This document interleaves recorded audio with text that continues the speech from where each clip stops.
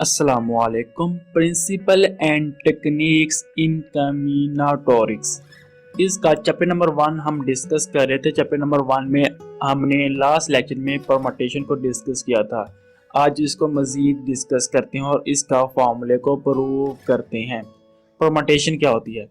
Permutation, a permutation of n different object taking r less than n or r equal to n at a time is an arrange of r object। वो कह रहा है कि permutation वो होती है जो हमारे पास अगर n डिफरेंट ऑब्जेक्ट गिवन हो, वो अल्फ़ाबेट हो सकते हैं, वो गिनती के लफ्ज़ हो सकते हैं, वो कुछ भी चीज़ हो सकती है। अगर n डिफरेंट ऑब्जेक्ट हो और हमने at a time r different object use करते हुए कितने लफ्ज़ बना सकते हैं, कितनी वैल्यू बना सकते हैं, या कितने अल्फ़ाबेट बना सकते हैं, अल्फ़ाबेट को यूज़ करते कितने लफ्ज़ बना सकते हैं, उनका मीनिंग हो या ना हो, और उसको हमने अरेंज करना है एक रो में। कब हम अरेंज करेंगे, एक कतार में अरेंज करेंगे, एक रो में करेंगे, तो हमारे पास कितने लफ्ज़ बनेंगे, उसकी तादाद को हम परमुटेशन कहते हैं। जो आर होगा, जो हमारे पास आर हमेशा लेस देन एन होगा या एन के बराबर होगा। अगर आर ग्रेटर देन एन आ जाएगा तो हमारे पास जो सवाल है वो प्रूव नहीं होगा। तो if it is denoted by N P R, इसको हम एन पी आर भी कहते हैं और पी ऑफ एन आर भी कहते हैं। इसका हमारे पास फार्मूला है जिसको हमने आज डिस्कस करना है। P n P r is equal to n factorial divided by n minus r factorial. इसको आज हम प्रूव करेंगे। तो अगर हमारे पास फॉर एग्जांपल n हमारे पास गिवन है, वो 1 2 3 3 वैल्यू है। ए सेट है हमारे पास, उसमें 3 वैल्यू है 1 2 3। If n is equal to 3 है, क्योंकि हमारे पास इनकी तादाद वैल्यू कि वो 3 है, 1 2 3 तादाद है, n इज इक्वल टू 3 है। और हमने लफ्ज़ बनाने हैं जो जो हमने एट ए टाइम जो लफ्ज़ यूज़ करने हैं वो टू यूज़ करने हैं। और कितने लफ्ज़ बनेंगे हमारे पास, सेट ऑफ ए बनेंगे हमारे पास, जो इसमें से लेके यूज़ करते हुए हमारे पास जो लफ्ज़ बनेंगे वो 1 2 1 3 या 2 1 2 3 3 1 और 3 2। ये हमारे पास 6 लफ्ज़ बनेंगे एट ए टाइम 2 लफ्ज़ यूज़ करते हुए, अगर हमारे पास टोटल 3 लफ्ज़ होंगे। तो ये हमारे पास अगर इनके हमें शोरगत तरीके से हमने अगर क्या कहते हैं तादाद फाइंड करनी होगी, तो उसका हमारे पास फार्मूला है P32 is equal to 3 factorial divided by 3 minus 2 factorial. क्योंकि हमने इस वैल्यू में, इस फार्मूले में वैल्यू पुट की। n हमारे पास 3 है, r इज इक्वल टू हमारे पास 2 है। तो 3 factorial divided by 3 minus 2 factorial is equal to 3 factorial divided by 1 factorial.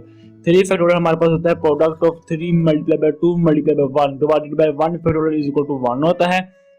Is equal to हमारे पास आ जाएगा 3 multiply by 2 multiply 1 is equal to 6। हमारे पास आंसर आ जाएगा। तो अगर हमारे पास काफ़ी बड़ी वैल्यू भी आ जाए, अगर हमारे पास ए फैक्टोरियल मतलब 8n वैल्यू 8 आ जाए और हमने उनकी तो कहते हैं तादाद फाइंड करनी है, अगर आर हमारे पास 2 हो या 5 भी हो, तो अगर हमें वो वैल्यू निकालना हमारे लिए बहुत मुश्किल हो जाएगा। क्योंकि हमारे पास एक लफ्ज़ बहुत ज़्यादा आ जाएंगे यहाँ पे, और हमारे पास एट ए टाइम लफ्ज़ बहुत ज़्यादा यूज़ करने होगा, तो हमारे लिए टोटल जो वैल्यू है वो फाइंड करना मुश्किल हो जाएगा। इसलिए हम इस यहाँ पर हमने गिनती करके हमने फाइंड कर लिया, अभी मीन के 6 आ रहे हैं। तो अगर हम शॉर्ट इस फॉर्मूले में पुट कर देंगे या कैलकुलेटर से फाइंड कर लेंगे, तो हमारे पास आंसर सही आ जाएगा। अब हम प्रूव करते हैं परमुटेशन का। प्रूव दैट, अपने प्रूव करना है P of n r is equal to n factorial divided by n minus r factorial. हमने ये फार्मूला प्रूव करना है। तो हमारे पास बेसिकली जो P ऑफ एन आर होता है वो होता है P of n r is equal to n into n minus 1 into n minus 2 multiply by up to so on n minus r minus 1। इन तमाम वैल्यू जो प्रोडक्ट होता है वो P ऑफ एन आर होता है। मीन के हमने अरेंज करना है n से लेकर r तक तमाम वैल्यू का प्रोडक्ट हमने फाइंड करना है। तो अब मैंने ये n value n into n minus n minus into r minus 1 कैसे लिख दी। ये एंड वाली जो वैल्यू है ये मैंने किस तरह लिखी है। तो अब देखिए स्टूडेंट, ये हमारे पास जो फर्स्ट वैल्यू है वो n है। तो अगर ये हमारे पास फर्स्ट वैल्यू है n minus into 1 minus 1, mean की जो यहाँ पे जो वैल्यू होती है उनकी तादाद लिखा है। ये फर्स्ट वैल्यू यहाँ पे मैंने 1 लिखा, n minus into 1 minus 1, 1 minus 1 0 होता है, तो हमारे पास फर्स्ट वैल्यू n आ जाएगी।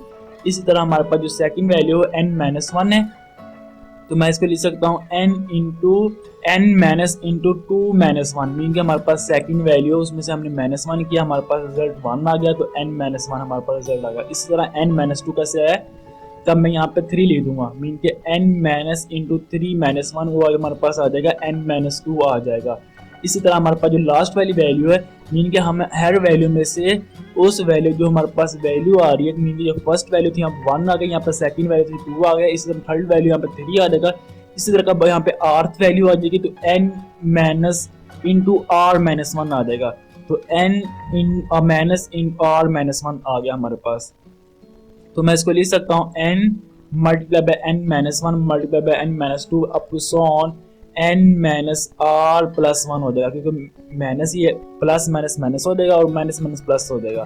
तो अब हमारे पास ये तमाम वैल्यू का प्रोडक्ट आ चुका है। इसका अगर मैं इस इक्वेशन के साथ मल्टीप्लाई और डिवाइड कर दूं n माइनस r फैक्टोरियल को, मीन के n multiply by n minus 1 multiply by n minus 2 up to so on n minus r plus 1, और इसमें से मैं इस वैल्यू में से लास्ट वाली वैल्यू में से एक कम करूँ, वो आती है n minus r। n minus r factorial से मैंने मल्टीप्लाई और डिवाइड कर दिया।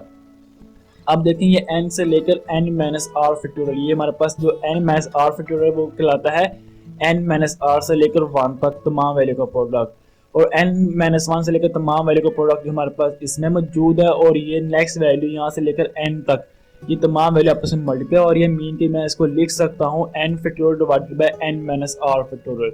ये हमारे पास फॉर्मूला प्रूव हो गया p ऑफ n r का। तो ये बेसिकली बहुत सिंपल सा हमारे पास ये प्रूव है इसका, जो आपको मैंने डिस्कस करके समझा दिया। अगर आपको अभी भी समझ नहीं आई तो मुझे ज़रूर कमेंट में बताओगा, मैं इंशाल्लाह नेक्स्ट वीडियो में दोबारा इसको समझाने की कोशिश करूँगा आपको। तो इंशाल्लाह नेक्स्ट वीडियो में मुलाकात होगी, तब तक अल्लाह हाफिज़।